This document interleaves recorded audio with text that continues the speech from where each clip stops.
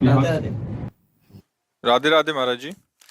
महाराज जी, कोई एक काम मैं लगातार नहीं कर पाता तथा मन शांत नहीं रहता। इस कारण से मेरा और परिवार का बहुत नुकसान हो जाता है। और समस्या भैया यह है कि मन, वीर्य और प्राण तीनों का एक कनेक्शन है, एक ही कनेक्शन है। अगर हमारा वीर्य ब्रह्मचर्य ठीक है तो मन शांत और एकाग्र रहेगा और प्राण बलवान और सूक्ष्म रहेंगे। अगर वीर्य कमजोर हो गया तो मन चंचल, अशांत और प्राण स्थूल और बलहीन हो जाएंगे। स्थूल, सूक्ष्म नहीं होंगे। अब हमको मेन पॉइंट पर सुधार करना है, चाहे गृहस्थ हो चाहे विरक्त। गृहस्थ के लिए भी एक संयम से बर्ताव करने के लिए कहा गया है, और अगर जब तक ब्याह नहीं हुआ तब तक तो और संयम से रहना ही चाहिए।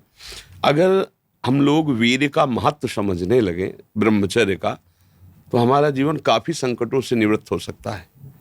अध्यात्म शक्ति वीर्य से ही प्रकट होती है। जब हम ब्रह्मचर्य से रहते हैं, भजन करते हैं, मान लो गृहस्थी में है, भगवान कश्यप जी 10,000 वर्ष तक ब्रह्मचर्य रहे। फिर उन्होंने माता विनता के गर्भ में, जानते हो कौन पैदा हो? भगवान गरुड़ जी पैदा हुए। कितने बलशाली, भगवान के वाहन, पूरे विश्व ब्रह्मांड को अपने एक पंखे में रख के उड़ सकते हैं। 10,000 वर्ष भजन किया तो फिर गरुड़ जी पैदा हुए। अगर गृहस्थी में भी है, संयम से रहकर भजन करके, फिर तो बुद्धिमान, ज्ञानवान, बलवान बालक पैदा होगा। मुझे लगता है ब्रह्मचर्य की तरफ से हमारे समाज की दृष्टि हटती चली जा रही है।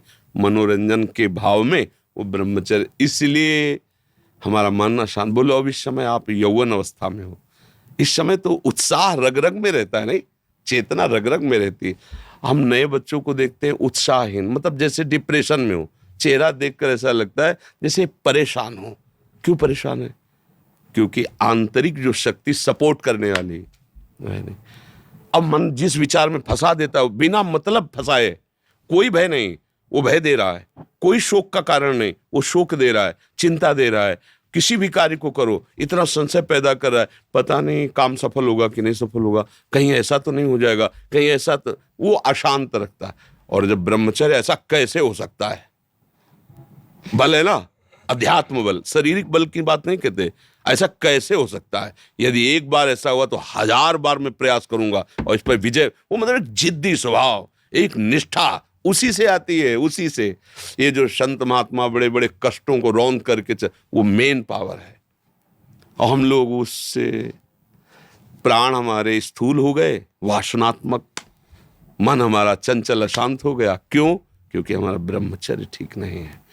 अब उस पर किसी की दृष्टि नहीं जाती। अब ब्रह्मचर्य कैसे ठीक हो? हमारा संग ठीक नहीं, हमारा भोजन ठीक नहीं, हमारा दृश्य ठीक नहीं, हमारा श्रवण ठीक नहीं, गंदी बातें देखें, गंदी बातें सुने, गंदा विचार आए, गंदी क्रियाएं करें, फिर ब्रह्मचर्य कैसे रहा जा सकता है? अगर सुधार करो तो अभी बहुत बढ़िया समय है, कोई ज्यादा अवस्था तो हो नहीं गई। ब्रह्मचर्य का सुधार करो। हम सबसे कहते हैं व्यायाम करो। बिना शरीर को थकाए ब्रह्मचर्य को पचाया नहीं जा सकता। जैसे दंड बैठक, दौड़ भाग, व्यायाम किया, फिर आप भले गृहस्थ हो, फिर दिन भर कार्य करते रहो। 30 मिनट तो पूरे शरीर को ऐसा व्यायाम में रखो पसीना पसीना हो जाए। अब 8-10 बजे तक सो रहे हैं तो व्यायाम कब करें? 4 बजे उठ के नहा धो करके घंटा आध घंटा दंड बैठक मारे तो आप देखो आपका जीवन प्रकाशित होने लगे। ये नहीं कहते कि बाबा जीवन, गृहस्थी में भी, गृहस्थी जीवन कोई साधारण इतना बड़ा बोझा लाद के चलना है परिवार का। शरीर स्वस्थ नहीं, विचार ठीक नहीं तो क्या है? अभी कुछ दिन ऐसे अगर आचरण ढीले रहे तो शरीर ऐसे भयानक कमजोरी से युक्त हो जाएगा कि आपको सब कहेंगे प्रमादी, ये पड़ा रहता है, कुछ करता नहीं। इसलिए संभल जाओ। ब्रह्मचर्य ही परम तप है, ब्रह्मचर्य ही परम धन है, ब्रह्मचर्य परम एकाग्रता है। एकाग्रता ब्रह्मचर्य से आती है। आंख मूंदो या खुली रखो, अगर ब्रह्मचर्य ठीक, एक शीतलता, एक गंभीरता, और जिधर दृष्टि लगा उधर एकदम चिपक जाएगी जाके। जैसे भजन में, नाम में, एक, या आप संसारिक कार्य में बहुत अच्छा कार्य करोगे। अगर आपका ब्रह्मचर्य ठीक है ना तो जिधर बहुत अच्छा कार्य करोगे। अब शरीर में दम ही नहीं है, यंत्र का जमाना हो गया है। पहले खेती जोतते थे ना किसान, एक फार वाला होता था और पूरे खेत को उसी से जोतला है, बलवान होते थे। 2 लीटर मठा और 8 रोटी पाए, बैल की जैसी ताकत। अगर बैल को नाथ पकड़ के रोक ले तो वो वहीं खड़ा हो जाए। और आज अब ट्रैक्टर से जोती है, कोई मेहनत तो लग नहीं है। तो ये शरीर का हम लोग बहुत बुरी तरह से पतन कर रहे हैं। बड़ा कीमती शरीर है, हाँ, इसमें बहुत चेतना की आवश्यकता है। संसार में रहते हुए भगवान का सत्य का मार्ग चयन करके हमें भगवत प्राप्ति करनी। अरे कम से कम जितनी ऊंचाई पे आ गए उससे नीचे तो न जाए, सुअर कुत्ता तो न बनना पड़े। मनुष्य बन गए हैं तो ऊंचे चढ़े कि नीचे गिरे, पर यह ध्यान नहीं रहता। हम काम करने लगते हैं वही जहाँ नीचे गिरना है। अब दूसरे जीवों का मांस खाना, शराब पीना, जुआ खेलना, व्यभिचार, ये कहाँ ले जाएगा? एकदम नष्ट कर देगा। तो जवान बच्चे हो, सावधान रहो, खान पान ठीक रखो, सावधानी पूर्वक चलो, ठीक है।